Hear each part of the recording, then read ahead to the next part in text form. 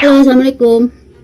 Karena kita sudah tahu bahwa nafsu itu adalah lawannya manusia yang harus ditaklukkan, maka kita udah harus mengenal awal penciptaannya, sifatnya, tujuan diciptakannya nafsu. Di video sebelumnya, kali ini kita belajar tentang cara kerja dari nafsu berdasarkan jenis-jenisnya dan adanya peran setan di dalamnya. Oke, check it out. Semua manusia punya keinginan. Ada yang pingin kaya, pingin nikah, pingin punya anak, ada yang pingin punya mobil baru, pingin punya laptop, pingin pinter, dan masih banyak lagi. Dan keinginan-keinginan seperti itu wajar. Cuman jangan lupa, karena manusia dilengkapi dengan nafsu, jadi hasil dari keinginan-keinginan itu pasti akan berbeda-beda pada setiap orang. Tergantung jenis nafsu apa yang paling dominan pada dirinya. Nah, sekarang kita coba belajar jenis nafsu apa aja. Yang pertama itu nafsu mutmainah, yang kedua nafsu lawamah, yang ketiga nafsu amarah bisu. Nafsu mutmainah itu nafsu yang berada dalam jiwa-jiwa yang tenang, damai, bersih. Kalau ada nafsu mutmainah dalam diri seorang manusia, maka beres segala urusan. Karena keinginan, syahwat buruk, keras kepala, pembangkangan, keinginan yang berlebihan sudah bisa ditekan di sini, bisa dikendalikan, sudah tidak ada gejolak lagi, sudah tidak membesar-besarkan urusan dunia. Jadi dia kalau dihina nggak akan sedih, kalau dikhianati nggak akan kecewa, kalau dipuji nggak akan terbang alias nggak akan lalai. Bagi dia yang berarti itu apa yang bersumber dari Allah, dan dia melakukan segala kegiatan untuk di jalan Allah. Dia tuh keras dalam prinsip kebenaran, keinginan yang kuatnya diarahkan untuk melakukan segala kegiatan baik di jalan Allah. Masya Allah. Yang kedua, nafsu lawamah. Nafsu ini tuh punya sifat suka mencela perbuatan baik, perbuatan buruk yang dilakukan di masa lalu atau yang sekarang dari diri si manusia itu.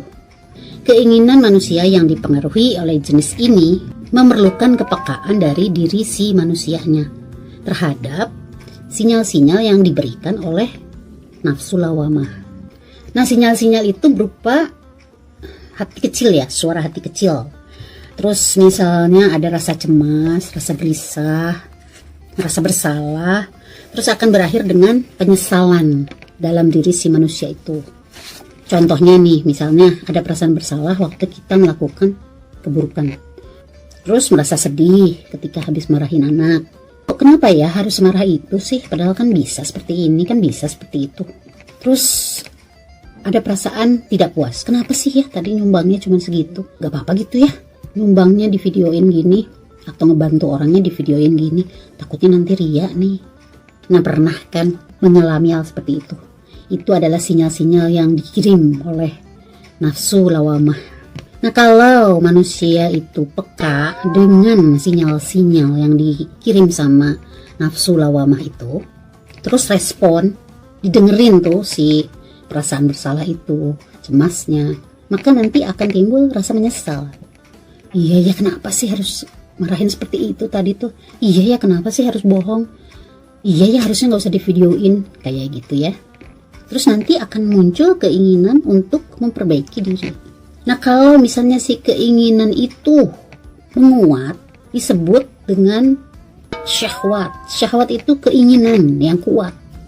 Nah, kalau keinginan yang kuat itu yang disebut dengan syahwat semakin menguat, maka akan disebut dengan tekad. Dan tekad kalau sudah semakin menguat disebut dengan niat. Kalau sudah berubah menjadi niat, dia itu akan bernafsu untuk mengkondisikan segala hal supaya kondusif, supaya niat baiknya tercapai.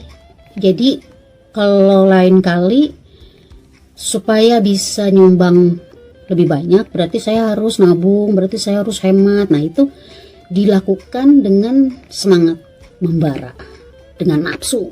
Nah, nafsu itulah yang disebut nafsu lawamah. Jadi sinyal-sinyal itu kalau direspon akan membawa si manusianya selalu berkeinginan untuk bebenah diri, untuk memperbaiki diri terus. Nah, merespon di sini artinya sudah memilih untuk mendengarkan hati kecil yang berasal dari nafsu lawamah daripada mendengarkan hati kecil yang berasal dari setan. Nah, terus gimana kalau misalnya kita nggak respon sinyal-sinyal dari nafsu lawamah? Itu artinya kita lebih mendengarkan bisikan-bisikan atau hati kecil yang berasal dari setan.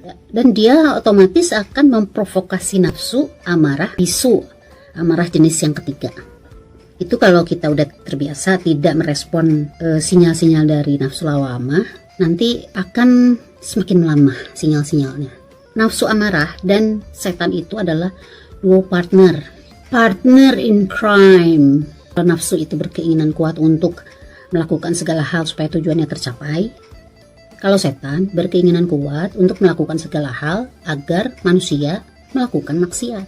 Jadi klik. Nah, setan itu akan membisiki manusia dengan keindahan-keindahan, angan-angan, mimpi-mimpi, dan hal-hal yang setara dengan kebaikan. Ya sih, harusnya tadi nggak bohong, harusnya jujur aja. Tapi nggak apa-apa kali, sekali-kali nggak bohong. Nanti nggak akan maju-maju kalau jujur terus. Ya gimana, emang anak tuh harus dikerasin sih ngedidiknya, kalau nggak nanti dia jadi anak yang nggak benar. Wah, masa aku keturunan bangsawan nyumbangnya sedikit? Memang harus besar biar mereka pada tahu. Ini sih bukan ria. Ngebantu orang terus di videoin itu bukan ria, tapi biar lebih tersebar luas, videonya viral kan lebih bagus efeknya.